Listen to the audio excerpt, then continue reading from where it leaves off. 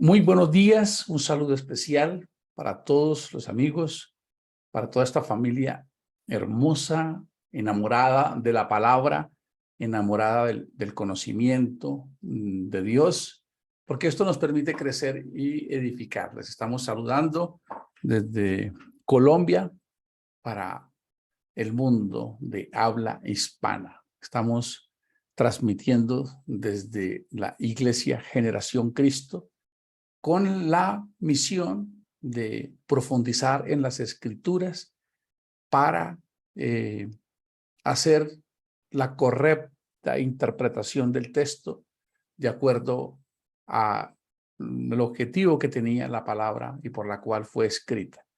Estamos haciendo nuestro mejor esfuerzo de análisis, de estudio, de investigación, para entender que somos un pueblo privilegiado, como lo dice el mismo Dios al pueblo de Israel. ¿A cuál de los a cuál de los pueblos se les ha manifestado su Dios y ha hablado con ellos cara a cara y además les ha dado leyes y preceptos?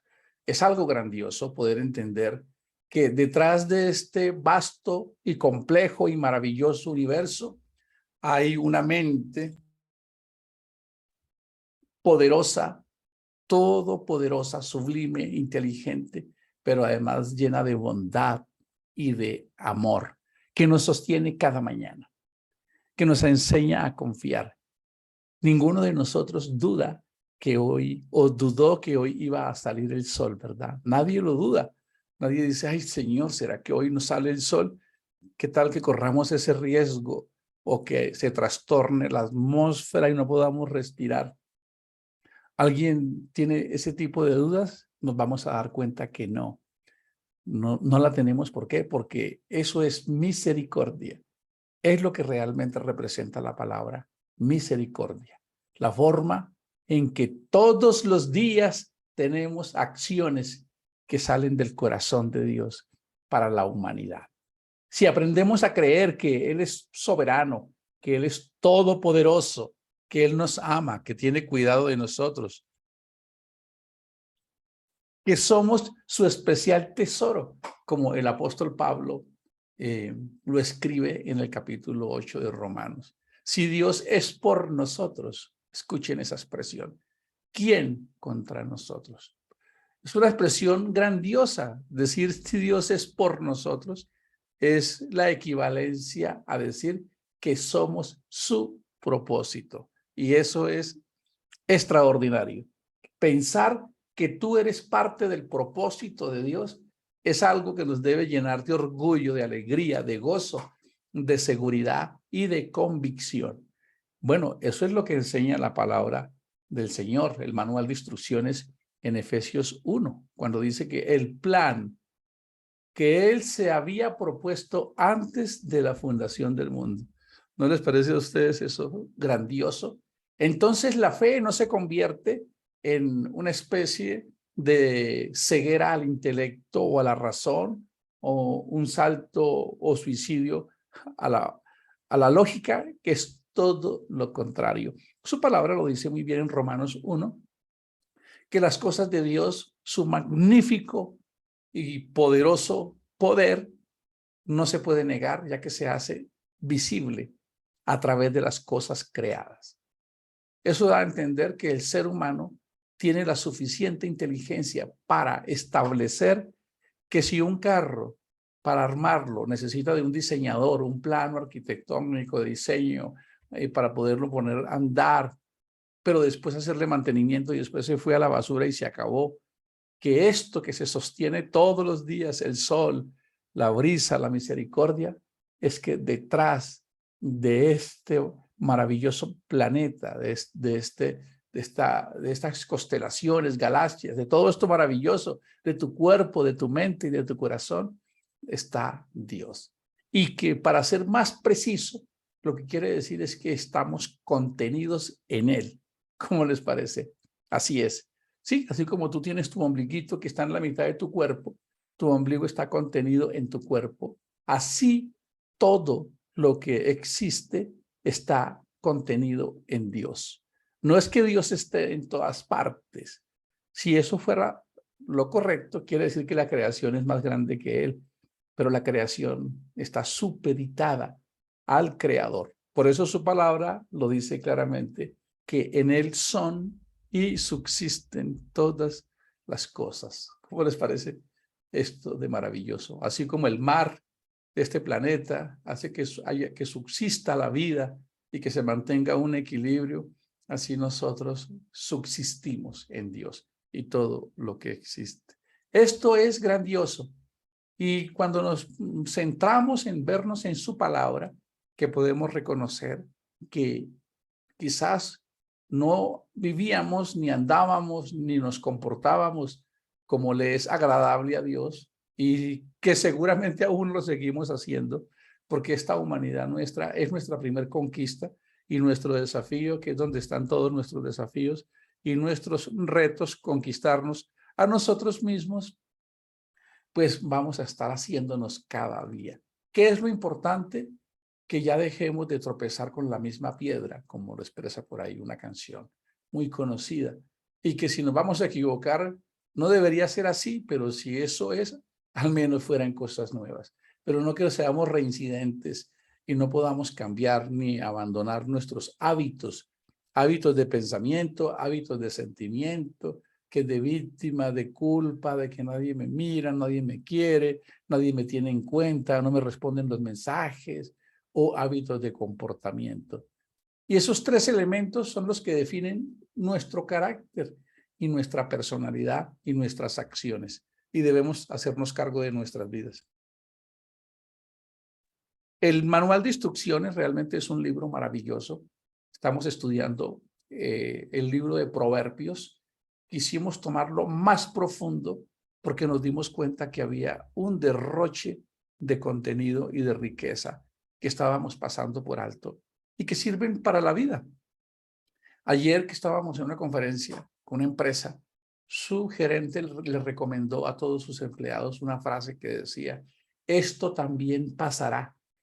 Y él les explicaba a ellos haciendo el cierre, pasará lo malo, la adversidad, un día pasará, pero también pasará lo bueno. Así que debemos aprender a vivir con esa vicisitud, con esa especie de dicotomía, es decir, de una cosa que sucede y la otra. Pero mientras yo lo escuchaba, recordaba que Salomón lo había dicho de una manera mucho más precisa, que hay tiempo para todo, que hay tiempo de días buenos, de días malos, tiempo para reír, tiempo para llorar, tiempo para ganar y tiempo para perder, tiempo para llorar, tiempo para bailar, tiempo para estar deprimidos y estar gozosos un día, para arrancar, para destruir, para vivir y para morir. Eso hace parte de la vida. Cuando hemos entendido que somos parte de un propósito superior, en el cual el protagonista de él es Cristo, y que para que se pudiese llegar a su verdadero propósito cúlmine, debió intervenir la muerte de Cristo, porque sin muerte no hubiese habido una regeneración, la oportunidad de un nuevo nacimiento. Quiere decir que cada uno de nosotros que ha puesto su confianza en Dios hasta la muerte, que podría ser interpretado como el capítulo más desastroso y quizás más lamentable de un ser humano, cuando hemos aceptado aquel que es la resurrección y la vida, ni la muerte se convierte en una pérdida o en una situación de desventaja. Al contrario, es justamente el trampolín que lanza a todo aquel que ha puesto su fe a la eternidad. Como lo decía el filósofo Séneca, que ya les he repetido esta frase, pero no me canso de hacerlo porque me parece genial. Él dijo, cuando el niño nace y lo tenemos en bracitos, ya él empieza a morir porque él tiene un ciclo y cada día que pasa, pues lo acerca a ese ciclo, nacer, crecer, reproducirse y morir, como se habla del reino animal. Todos los seres vivos pasan por ese ciclo, pero Jesús, el maestro de la vida, él expresó algo que es totalmente desafiante. Y aunque Séneca tiene razón desde la parte física, Jesús dijo, pero el que cree en mí, cuando muera, es todo lo contrario. Es justamente ahí cuando empieza a vivir. Qué maravilloso es esto, ¿verdad? Nos da un estándar de vida mucho más alto. Ahora que estamos aquí en Proverbios, en el capítulo 3, quisiera repasar entonces el tema de hoy, que nos parece extraordinario. cuando estamos hablando, ayer estábamos hablando de que es tan importante la sabiduría, la inteligencia y el conocimiento. Son tres pilares para nuestras vidas, que Salomón dice, si ustedes las aplican, pues van a saber vivir bien. ¿Recuerdan el capítulo 1 cómo se expresa? Dándonos como un manual de instrucciones. De hecho, así lo reza el capítulo 1, cuando le dice, hijo mío, no menosprecies la instrucción, es decir, la Torá de tu padre, ni la dirección de tu madre. Es decir, no menosprecies el liderazgo de tu mamá, que te quiere llevar por el buen camino para que te guardes de tu mal instinto, que es el mal instinto, que es lo que los hebreos llaman el yeser hará, la inclinación del mal o la representación de la serpiente. Pablo lo llamaba el pecado que mora en mí, para que nosotros sepamos tomar decisiones. Seguramente no nos enseñaron a tomar decisiones, no nos enseñaron a conducir nuestra vida, pero porque nos alejaron de este manual, porque este manual sí tiene las instrucciones precisas para todas las áreas de la vida, para los hogares, para los esposos, para los padres, para los hijos. ¿Lo recuerdan? Hijo mío, no menosprecies la instrucción de tu padre ni la dirección de tu madre. A la esposa le dice que respete a su marido porque a veces le dice que lo ama, pero si no lo respeta, pues no se siente amado. Al hombre le dice que la ame, no que la respete, porque cuando la ama, él la va a respetar y que la trate como a vaso más frágil. Le dice a los gerentes, a los jefes, que sepan tratar bien a aquellas personas que dependen de ellos, pero además también le dice a los que trabajan para una empresa o que hacen parte de una organización, a que cuando vayan a trabajar allá no lo hagan para agradar a ese gerente, sino que todos lo hagamos para Dios. Así que esa excusa de que no nos enseñaron realmente fue que nos alejaron. Por eso queremos recomendarle a todos los amigos. Nos encanta leer, queremos inspirar a todo el mundo a leer y a estudiar, y cuando vemos libros y libros que son maravillosos, tengo una mediana autoridad para decirles, sí, he leído más libros de los que alguien pudiese leer, he dedicado miles de horas a ello, pero cuando me encuentro con la poderosa palabra de Dios, solo puedo rendirle una reverencia absoluta, porque todo lo que aprendí en diferentes libros lo pude haber encontrado en esta poderosa palabra de Dios. Entonces, ayer estábamos mirando eso, que es necesaria esa sabiduría, que es afortunado el que haya la sabiduría, el talento, el conocimiento y la inteligencia. Así nos quedamos ayer, y el escritor dice, es tan sabio que Dios la utilizó para que esto pudiese existir, y usando esos tres elementos es que existe todo lo que ustedes ven. Entonces, el escritor de Proverbios, en el capítulo 13 del verso 31, dirigiendo esta carta a su hijo, le hace un énfasis que es el siguiente: hijo mío, no se aparten estas cosas de tus ojos, guarda la ley y el consejo. Y es maravilloso esto, porque cuando dice que no se aguarden, que no se aparten estas cosas de tus ojos, y guarden la ley y el consejo. La ley y el consejo, pues es la Torá, es la palabra que es la que da vida. Pero cuando habla de tus ojos, realmente se refiere, si yo tengo sabiduría, si yo tengo inteligencia y si yo tengo conocimiento de Dios, entonces me dice, guarda el pensamiento y la acción. ¿Cómo les parece? Es decir, eso me ayuda a guardar mis pensamientos. Hay una parte que estaremos viendo mañana que habla sobre poder estar resguardando al necesitado que está junto a mí. Me parecía tan extraordinario esto, porque cuando empezamos a trabajar con amigos, con personas, nosotros somos humanos, los humanos somos raros. La palabra lo dice, ¿quién podrá entender el corazón del hombre? Pero la palabra le dice, ten cuidado cómo tratas al que vive confiado junto a ti. ¡Wow! Eso me parece poderoso. Y esa palabra nos insta a ser justos, a no aprovecharnos, a actuar de manera correcta. De verdad que es todo un legado poder entender la palabra del Señor. Así que cuando dice que no se aparten tus ojos de esto, lo que está diciendo es, si tú guardas la sabiduría, que es el temor del Señor, es reverenciarlo, además tienes inteligencia, porque es un fruto de la sabiduría que te enseña a discernir. Recuerden esa palabra inteligencia, intu o intro o dentro, leyere, es decir, leer lo que hay dentro de cada acción o de cada comportamiento. Y el conocimiento de la palabra para sabernos comportar en el día a día. Si no te apartas de eso, entonces, hijo mío, guardarás tus pensamientos y tus acciones. Ese será el reflejo de tus pensamientos. Y los pensamientos se reflejan en nuestra actitud. Por eso nosotros debemos estar siempre gozosos, alegres. Esa va a ser nuestra carta de evangelización. Oye, ¿qué es lo que te pasa a ti que siempre vives tan alegre, verdad? ¿Cierto? Porque uno que cristiano, y lo llaman, perdónenme una expresión grotesca que escuché, cara de puño. ¿Por qué? Porque a toda hora es con una cara amargada, arrogante. Entonces, como que, ¿quién va a decir, oye, algo pasó en la vida de esta persona? Pero si se alumbra nuestro rostro con esa alegría que aprendemos, dice la palabra, vuestra gentileza sea conocida de todos, donde vayamos, que podamos aprovechar cada detalle. Si estás entrando a tu conjunto residencial y vienen las personas con el carrito del mercado y tú te vas entrando, no cierres el ascensor rápido, no, antes dile, los estoy esperando, y lo paras y vas y les ayuda con el carro y te quedas en la mente de ellos, y ellos van a decir, tan rara esta señora, esta muchacha, este señor, y empezamos a crear con nuestras acciones un vínculo, la forma en que hablamos. No juzguemos, no critiquemos, eso lo hemos dicho muchas veces, es más inteligente el que comprende.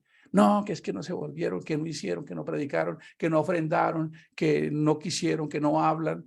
Cada uno lucha con algo, cada persona, yo lucho conmigo mismo, yo tengo ya conmigo, yo ya soy, hacerme cargo de Gio sí que es desafiante, de verdad. Tengo un desafío muy grande con Gio, porque Gio es mi lucha, es donde yo encuentro los retos y los desafíos. Así que esa recomendación dice que no se aparten estas cosas de tus ojos, pero los ojos, ¿cómo sí? Es decir, sí, de tus pensamientos y tus acciones, manténlos en el radar, sería la forma correcta de leerlo. ¿De qué? De la ley y el consejo.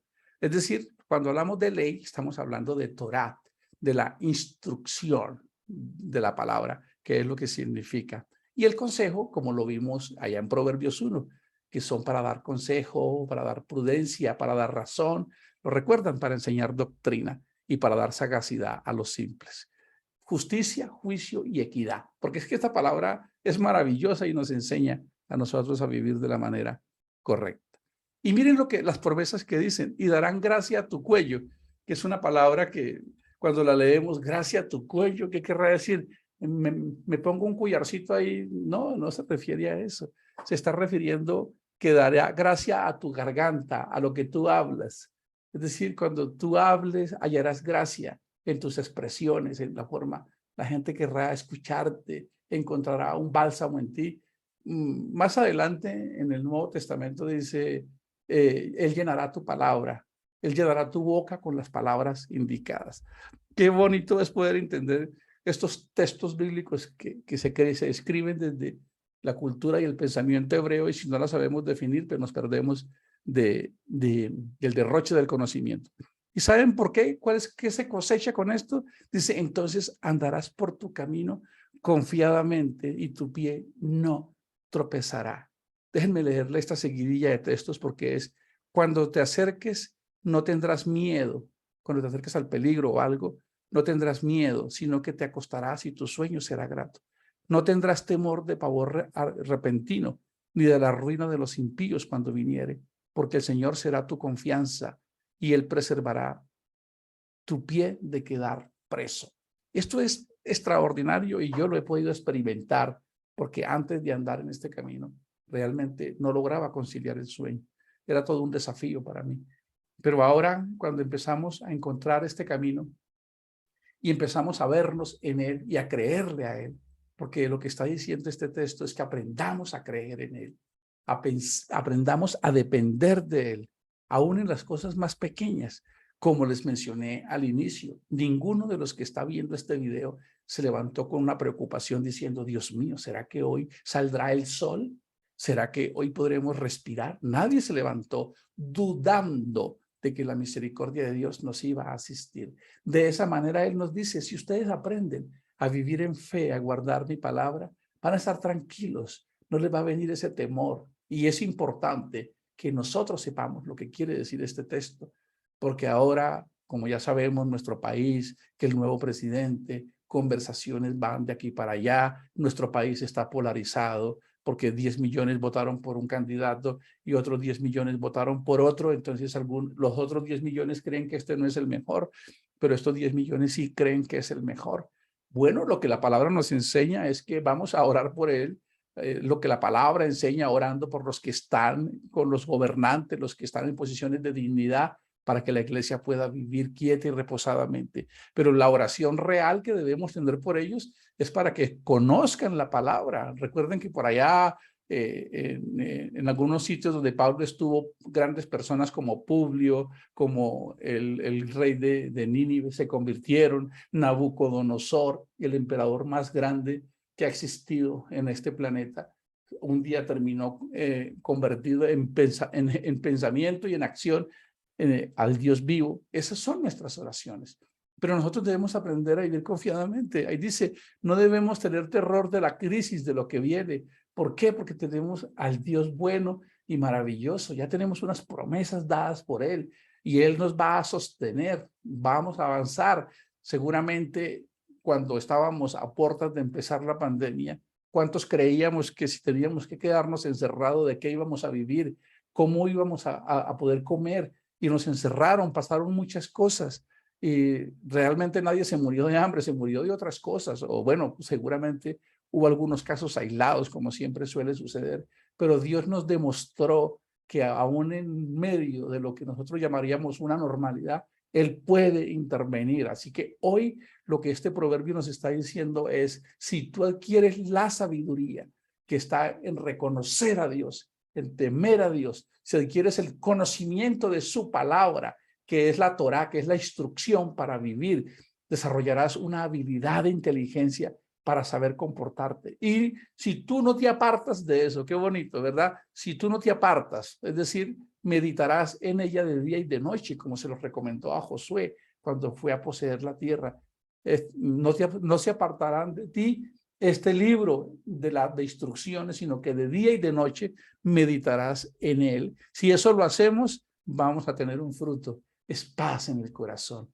Vamos a estar confiados. Que salen nuestros hijos, podemos decir, estoy confiando en ti, Señor. Que viene la economía, estoy confiando en ti. Estoy creyendo en ti. Y por supuesto que es muy probable que debamos enfrentar algún reto, algún desafío, pero aprendamos a creerle a Dios, porque aún la misma muerte fue conquistada por Él y tenemos esa esperanza gloriosa, como lo dice en Efesios 2. Incluso cuando estamos envejeciendo, que ya nos duelen las articulaciones, que ya no nos podemos mover tan rápido, que nos sentimos pesados, Pablo lo escribe, si esta nuestra morada terrenal, es decir, este cuerpo humano que se enferma y se desgasta, que él mismo lo llama el cuerpo de la humillación, si se deshace, se desgasta, permítanme un poco más, se muere, se pudre, se corrompe, no se preocupen, porque tenemos de parte de Dios una morada para esta alma maravillosa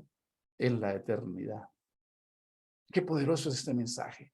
Resignifica la vida del hombre, nos da sentido, significado, nos llena de fuerza el corazón para enfrentar cualquier circunstancia. Así que si hoy pudiéramos hacer un inventario, ¿y cómo estamos? No, pues el listado es muy largo. Tengo salud, tengo vida, tengo fuerzas, aún puedo trabajar, tengo inteligencia. Vamos a aprovechar al máximo, vamos a hacer las cosas como para Dios, para que cuando llegue el invierno, el día malo, podamos tener resguardo. Vamos a crear una reserva de fortalezas, vamos a llenarnos de aceite, vamos a hacer algo por alguien hoy, así sea una llamada, vamos a trastornar este mundo. Vamos a vencer con el bien al mal. Nos vemos mañana en el siguiente episodio.